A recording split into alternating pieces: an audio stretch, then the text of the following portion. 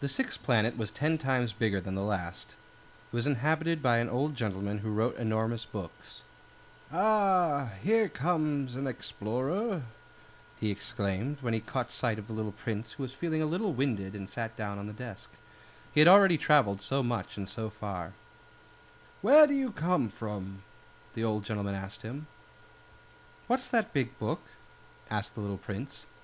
"What do you do with it?" "I'm a geographer," the old gentleman answered. "And what's a geographer?" "A scholar who knows where the seas are, and the rivers, the cities, the mountains, and the deserts." "That is very interesting," the little prince said. "Here at last is someone who has a real profession." And he gazed around him at the geographer's planet. He had never seen a planet so majestic. "Your planet is very beautiful," he said. "Does it have any oceans?" "I couldn't say," said the geographer. "Oh," the little prince was disappointed. "And mountains?" "I couldn't say," said the geographer. "And cities and rivers and deserts?" "I couldn't tell you that either," the geographer said. "But you're a geographer." "That's right," said the geographer. "But I'm not an explorer. That's not one explorer on my planet. A geographer doesn't go out to describe cities, rivers, mountains, seas, oceans, and deserts. A geographer is too important to go wandering about. He never leaves his study, but he receives the explorers there. He questions them, and he writes down what they remember. And if the memories of one of the explorers seems interesting to him, then the geographer conducts an inquiry into the explorer's moral character." "Why is that?" "Because an explorer who told lies would cause disasters in the geography books, as would an explorer who drank too much." "Why is that?" the little prince asked again. "Because drunkards see double, and the geographer would write down 2 mountains where there was only one." "I know someone," said the little prince, "who would be a bad explorer." "Possibly. Well, when the explorer's moral character seems to be a good one, an investigation is made into his discovery." "By going to see it?" "No, that would be too complicated. But the explorer is required to furnish proofs. For instance, if he claims to have discovered a large mountain, he is required to bring back large stones from it." The geographer suddenly grew excited. "But you come from far away. You're an explorer. You must describe your planet for me." And the geographer, having opened his logbook, sharpened his pencil. Explorers' reports are first recorded in pencil. Ink is used only after proofs have been furnished. "Well?" said the geographer expectantly.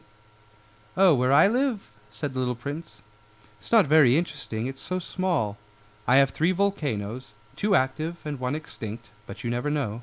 "You never know," said the geographer. "I also have a flower." "We don't record flowers," the geographer said. "Why not? It's the prettiest thing." "Because flowers are ephemeral." "What does ephemeral mean?" "Geographies," said the geographer, "are the finest books of all. They never go out of fashion. It is extremely rare for a mountain to change position. It is extremely rare for an ocean to be drained of its water. We write eternal things." "But extinct volcanoes can come back to life," the little prince interrupted. "What does ephemeral mean?"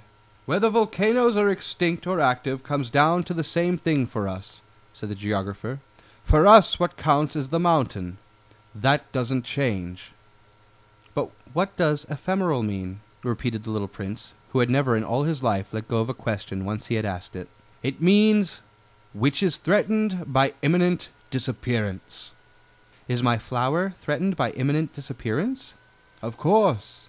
"My flower is ephemeral," the little prince said to himself, "and she has only 4 thorns with which to defend herself against the world, and I've left her all alone where I live." That was his first impulse of regret, but he plucked up his courage again. "Where would you advise me to visit?" he asked. "The planet Earth," the geographer answered. "It has a good reputation." And the little prince went on his way, thinking about his flower. The 7th planet, then, was the Earth. The Earth is not just another planet. It contains 111 kings, including, of course, the African kings, 7,000 geographers, 900,000 businessmen, 7.5 million drunkards, 311 million vain men, in other words, about 2 billion grown-ups. To give you a notion of the Earth's dimensions, I can tell you that before the invention of electricity, it was necessary to maintain over the whole of 6 continents a veritable army of 462,511 lamplighters. Seen from some distance, this made a splendid effect. The movements of this army were ordered like those of a ballet.